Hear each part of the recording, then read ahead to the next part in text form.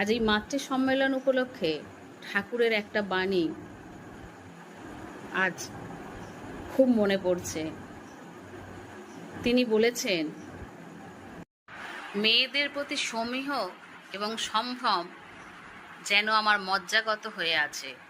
ছেলেবেলায় যখন শুনলাম মেয়েদের পেটে মেয়ে এবং ছেলে দুই হয়, কোনো মানুষই মায়ের পেট ছাড়া জন্ম নিতে পারে না, তখন মেয়েদের প্রতি অশেষ শ্রদ্ধা হলো।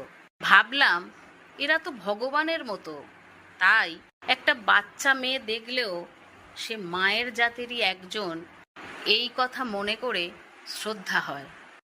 সত্যি ঠাকুরের এই ধরনের কথা যেন আমাদের হৃদয়ে গেঁথে আছে।